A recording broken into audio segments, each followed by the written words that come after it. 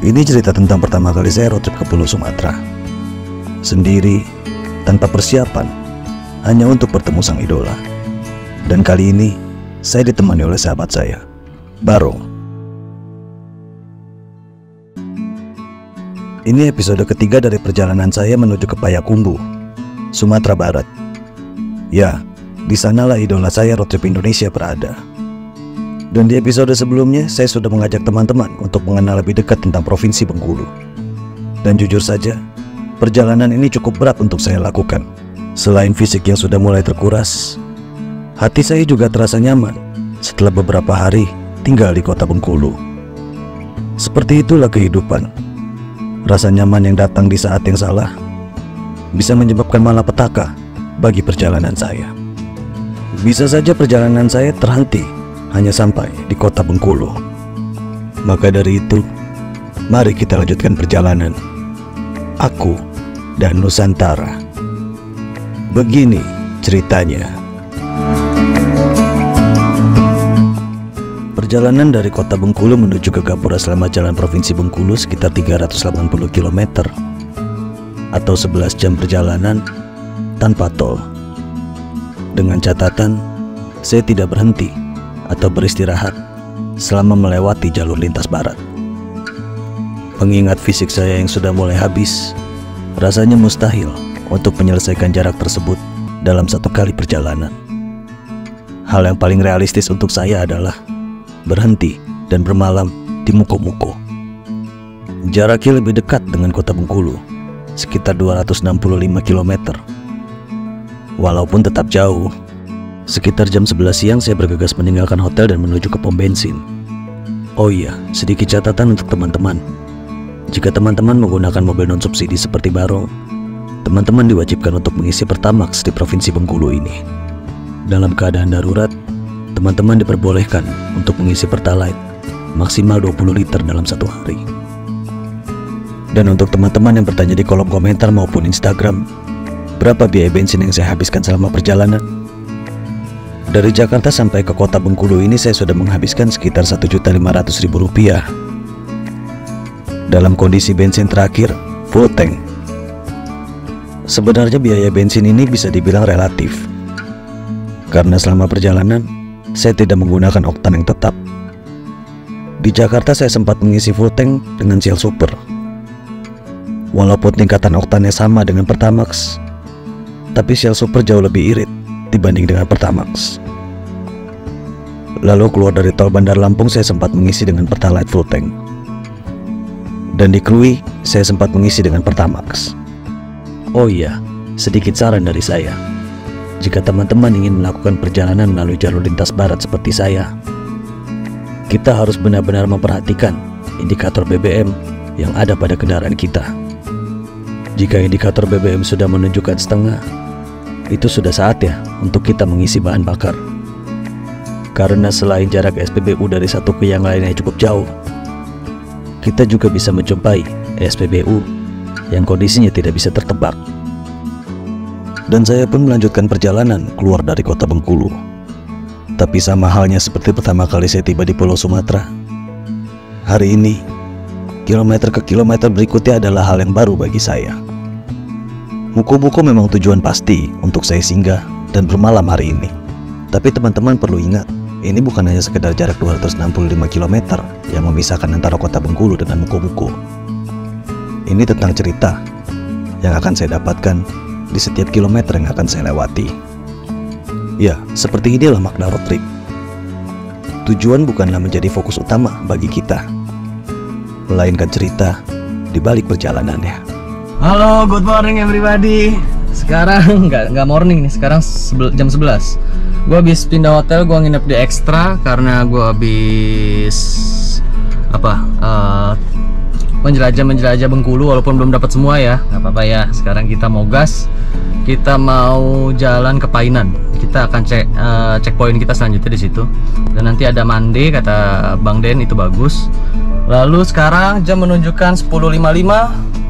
Lalu average gue di 11,3 sejauh ini dan perjalanan gue sudah 884 km. Nyetir sendiri solo touring. Gila ya. Nggak banyak yang lebih gila dari gua gitu. Kebetulan aja lu nonton gua. Thank you banget kalian yang udah selalu nonton gua dan selalu support gua, komen gua. Ya nikmati aja perjalanan ini. Mungkin gua akan kasih giveaway ke beberapa penonton yang paling sering komen dan sering ngikutin IG gua juga gitu ya. Ada beberapa pengendara tuh yang ngocol dan pengendara plat lain gitu ya, kayaknya ngocol gitu. Maksudnya ngocolnya gini loh, apa sih ngocol tuh, konyol ya, sengak gitu, karena berusaha menahan kita kalau kita sedang melaju cepat. Karena gue plat B gitu kan, itu sangat banyak sekali yang kayak gitu tuh. Ntar kalau ada di rekordan di kamera boleh, kalau nggak ada ya udah gitu ya. Cuma yang gue rasakan itu mereka berusaha menghalang-halangi, karena mata gue tajam juga, gue bisa lihat dari spion dia tuh sedang melihat mobil kita. Entah mungkin dia memperhatikan plat nomor kita gitu ya. Jadinya tuh dia kayak mau ngerjain entah mobil entah motor tuh, dua-duanya begitu tuh. Kalau gue sih mentalnya ada ya, jadi gue gas aja udah, bodo amat loh. Gitu. Kalau gue begitu, karena gue butuh cepat memang. Lalu selanjutnya adalah begitu kita isi bensin, itu ada beberapa si operatornya itu memperhatikan mobil kita dan memperhatikan looks kita sekali gitu. Jadi dia seperti ngeker gitu. Itu yang gue rasain, emang lumayan tuh kan, jiper kan lo. Kalau gue sih enggak, gue cuma, maksudnya gini, gue cuma karena gue memang orangnya pada dasarnya pede gitu, ngomong di kamera aja pede gitu, jadi ketemu orang langsung tuh pede aja gitu. Gue sering manggung dan panggungnya tuh sangat dekat dengan penontonnya, gue pede aja gitu, tetap bisa entertain gitu. Jadi memang gue sudah terbiasa dengan interaksi dengan orang-orang yang jaraknya dekat sekali gitu, jarak pandangnya. Jadi begitu dia liatin gue liatin balik aja gitu. Gue tidak apa ya, tidak nunduk gitu, tidak takut gitu, tidak apa gitu ya. Nah itu jadi modal awal yang besar sekali tuh di sini, di perjalanan ini. Ternyata gitu, gue baru tahu gitu kan, karena dia ngeker sekali. Mungkin ya, Indo very worst case nya gitu ya. Mungkin dia bisa call temennya, bilang ada plat B, mobilnya ini X-Trail, plat nomornya sekian, orangnya rambutnya gondrong gitu ya, misalnya gitu ya. Boleh tuh gitu kan, mungkin bisa. Worst case nya banget tuh ya. Tapi ya maksud gue pede di luar mobil dan di dalam mobil. Begitu gue lagi bawa mobil pun, mobil gue terlihat pede gitu. Dan benar saja, di perjalanan saya disambut dengan trek ekstrim yang menurun tajam, tetapi dengan view laut yang indah. Dan saya pun melanjutkan perjalanan kembali. Setelah melewati view laut yang indah tadi, kita akan memasuki jalanan berliku di antara pantai dan tebing. Memang indah, tidak terlalu ekstrim, tidak terlalu kecil, dan jalanan relatif mulus. Tetapi kita harus tetap fokus dan menjaga kecepatan, karena banyak zona blind spot di sini. Kita benar-benar tidak tahu setelah kita melewati tikungan ini, ada tikungan apa di depan yang menyambut kita. Selanjutnya kita akan disambut oleh perkebunan sawit. Jalan di sini relatif kecil dan rusak. Saya berusaha keras agar Barong tetap bisa melewati bagian jalan yang mulus. Tapi karena hal itu, saya secara tidak sengaja jadi memperhatikan setiap bagian jalan yang rusak. Nampaknya jalan di sini rusak bukan karena dilewati oleh truk pengangkut sawit, tetapi karena ada pergeseran tanah yang ekstrim di sini. Oke guys, kini kita lewatin jalanan yang kecil, dan kanan kiri itu sawit, dan ada truk-truk yang middle gitu, yang nggak bisa bikin kita jadi kita cepet gitu. Dan tikungannya lumayan patah-patah, blind spot lah, bukan patah. Jadi agak susah kalau mau overtake. Ini kalau nggak salah tadi apa ya? Kayaknya masih sama deh. Mana deh? Nama kota, bukan kota, nama kabupatennya. Kalau gua nggak salah ya, gua nggak ngerti itu sebenarnya. Mana kota, mana kabupaten.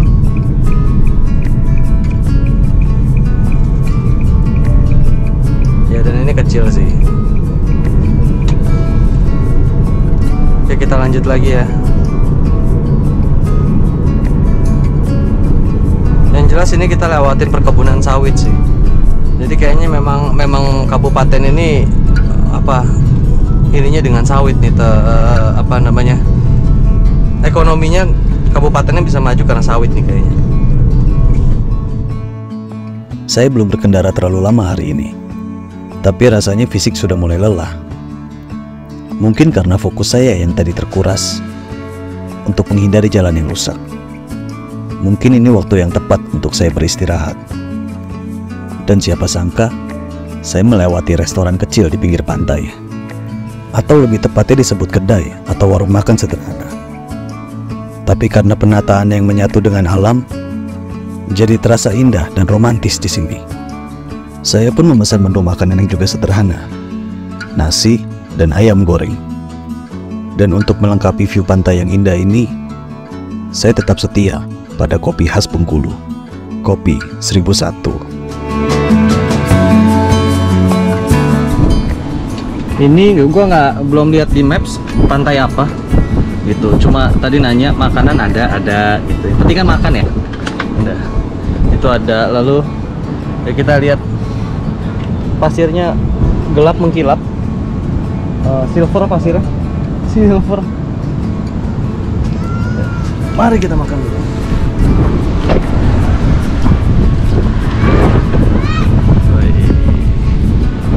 Paten ya.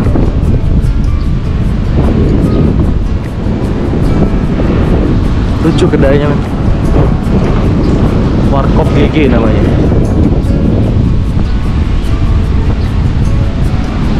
Nah, ombaknya gede juga nih.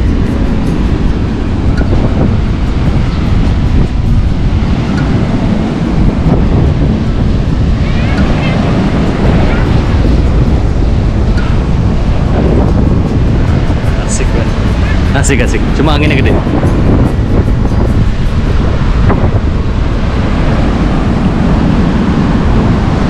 Tadi gue nggak sempet record, di sana tuh ada jalanan belah, jadi kayak karangnya tuh rubuh gitu. Sebelah sana tuh.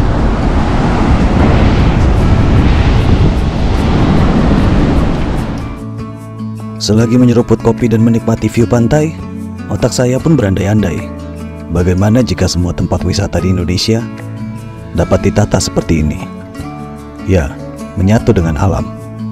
Jadi rakyat di sekitar tempat wisata bukan hanya dikasih kesempatan untuk terlibat dalam pengelolaan, tetapi juga diedukasi agar pengelolaan dan penataannya tidak berlawanan dengan alam.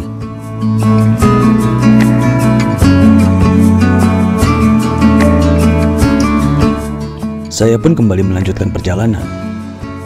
Belum juga jauh dari tempat makan tadi, saya menemukan jalanan amblas karena tergerus ombak.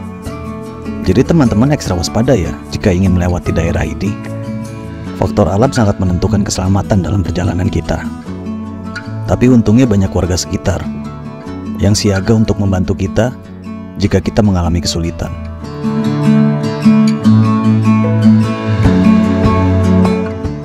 Wah, gila ini, men. Turunan langsung pantai. Gokil. Gokil guys.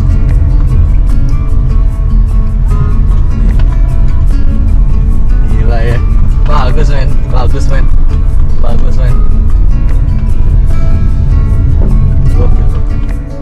Dan perjalanan pun terus berlanjut. Dan saya tiba di dataran paling tinggi di daerah ini. Masih dikelilingi oleh perkebunan sawit. Tapi saya sudah tidak melihat bukit di sekeliling saya. Perjalanan pun masih sangat jauh. Saya hanya berusaha untuk konsisten menjaga kecepatan dari kilometer ke kilometer berikutnya. Sampai akhirnya, saya tiba di pemukiman yang padat penduduk. Dari sini ke Muko-Muko jaraknya sudah tidak terlalu jauh. Sudah tinggal setengahnya.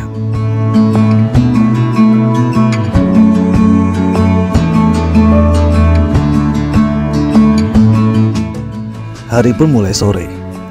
Dan jika kita mulai melewati jalan di atas pesisir ini, artinya kita sudah sangat dekat dengan Muko-Muko. Ya, Muko-Muko merupakan daerah pesisir di Provinsi Bengkulu dan merupakan kabupaten besar terakhir yang akan kita jumpai sebelum Gapura Selamat Jalan Provinsi Bengkulu.